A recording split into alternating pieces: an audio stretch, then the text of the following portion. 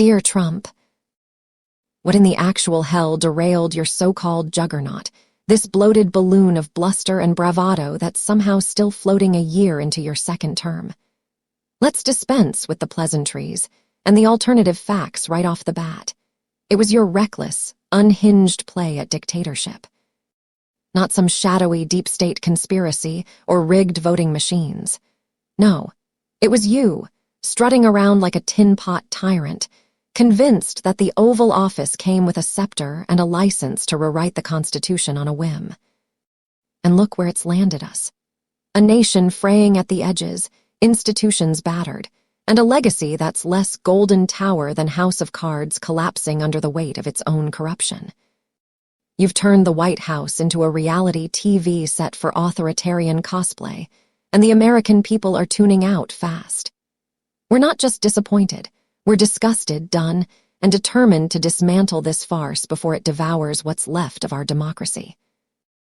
Start with the basics, the bread and butter betrayal that hits hardest in the gut, your relentless slashing of services for the poor to pad the pockets of the wealthy. Remember those heady days of your first term when you crowed about tax cuts for the forgotten man? What a joke. It was a heist in broad daylight. Trillions funneled upward to your Mar-a-Lago buddies, the hedge fund hyenas and corporate overlords who treat lobbying as foreplay. Medicaid, gutted, SNAP benefits, rationed like wartime rations for families already one paycheck from the street. Affordable housing programs, vaporized to make way for luxury condos with your name slapped on the marquee.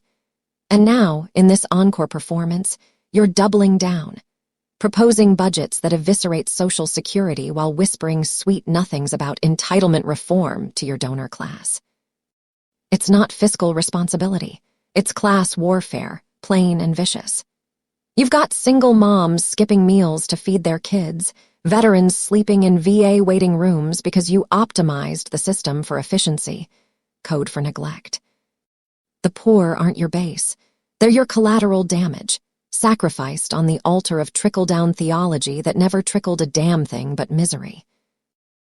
But oh, it gets darker, doesn't it? Your domestic playbook reads like a dictator's wet dream, sending the military after civilians, turning American streets into war zones because a few chants and signs bruised your fragile ego. Lafayette Square, 2020, tear gas, rubber bullets, and a photo-op Bible wave that would make Pontius Pilate blush. You didn't just clear the path, you greenlit the brutality, barking orders to dominate the unrest with all force necessary. And the toll. Lives lost in the shadows, detained protesters vanishing into federal vans, emerging battered or not at all. George Floyd's murder sparked it, but your response, a blueprint for suppression. Fast forward to now with your border czar fantasies and national emergency. Declarations, and we're seeing National Guard troops patrolling polling places and union halls, all under the guise of securing elections. It's not protection, it's intimidation, a slow chokehold on dissent that leaves bodies in its wake. How many more have to choke on the pavement, Trump? How many more families shattered before you admit this isn't law and order? It's state-sponsored terror. Across the oceans, your foreign policy isn't diplomacy. It's demolition derby with human lives as bumpers. Blowing up boats.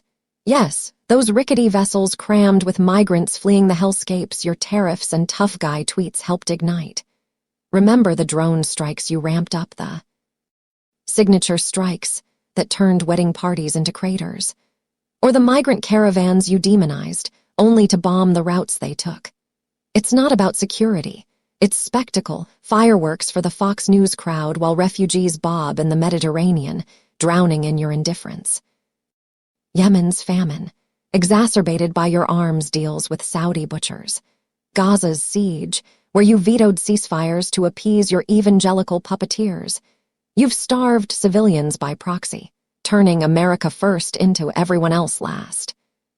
Kids with matchstick limbs, begging for scraps while you feast on Big Macs at state dinners. That's your legacy abroad. Not peace through strength, but poverty through pettiness. And the blame game. Christ, it's your greatest hit, on endless repeat. Every botched rollout, the COVID vaccines you claimed credit for but sabotaged with anti-vax whispers, the economy you tanked with trade wars then blamed on Biden's inflation. Even after you slunk back in, it's always the Democrats' fault. Pelosi's gavel, witch hunt, January 6, tourist trap, your indictments. Hoax squared, its deflection as doctrine, a toddler's tantrum elevated to national policy. You point fingers like a malfunctioning arcade game, zapping everyone but the man in the mirror. But mirrors crack under that kind of gaze. Trump, and yours, is spiderwebbed with denial. At the rotten heart of it all, your white supremacy, not some fringe fever but the foul undercurrent of your entire movement. Charlottesville. Very fine people on both sides, code for a green light to tiki torch parades. The birthing of Obama hatred, the Muslim ban masquerading as travel restrictions, the shithole countries slips that outed your soul.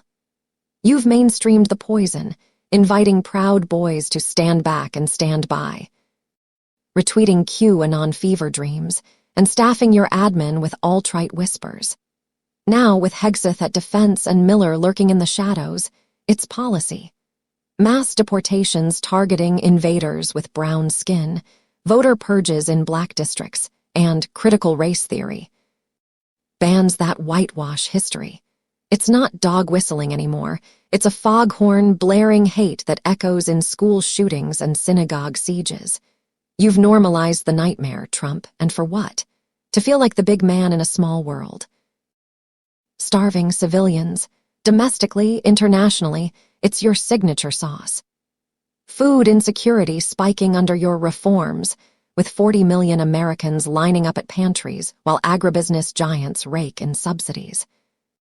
It's deliberate deprivation, a social Darwinism where the weak wither and the strong, your strongmen, thrive. And the lies, they're the glue holding this house of horrors together. Perfect calls to Zelensky that weren't. Election wins you lost, but won. In spirit, crowd sizes bigger than imagination. You lie like you breathe, Trump exhaling fiction that chokes the truth-tellers. Independent journalism. Enemy of the people. Facts, fake news. It's gaslighting on a galactic scale, eroding trust until only your echo chamber rings true. Don't even get me started on how you and your boys treat female reporters, like disposable distractions in a boys' club fantasy. April Ryan, grilled like a suspect. Yamich Alcindor, eye-rolled into oblivion. The countless others you leer at, mock for their looks, dismiss with fake news. Barbs laced with sexism. It's not banter, it's battery, a pattern from your grab-em boasts to the courtroom sketches of Stormy Daniels. Women aren't props in your show, Trump. They're half the damn audience and we're walking out. But this circus isn't a solo act. You're the frontman for a syndicate of sleaze. The whole administration. A clown car of cronies we reject outright. And those pulling the strings, Pete Hegseth and Stephen Miller. They're the real ringleaders, treating you like a wind-up toy soldier in their march toward something far uglier. Hegseth, your VA pick turned defense darling, with his chest-thumping patriotism that raised red flags even among his own ranks. Flagged as an insider threat by fellow service members for tattoos. The Jerusalem cross, sure, but co-opted by white supremacists and crusader cosplayers. Deus Vult, screamed by Charlottesville neo-Nazis. It's not ancient heraldry in your orbit, it's a wink to the stormtroopers in waiting. He dreams of Hitler's playbook, all right, militarizing the homeland, purging disloyal officers, turning the Pentagon into a MAGA madrasa.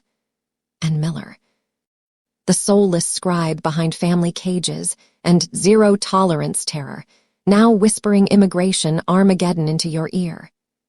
These aren't advisors, they're aspirants, wannabe overlords who know the whole edifice crumbles without your bombast as the billboard. If the wheels wobble, and they are, with midterms looming and scandals stacking, they're done. Their fever dream of purity tests and power grabs, down the drain, flushed by the very voters they despise. Then there's the FBI, that once proud shield now a sieve under your sway.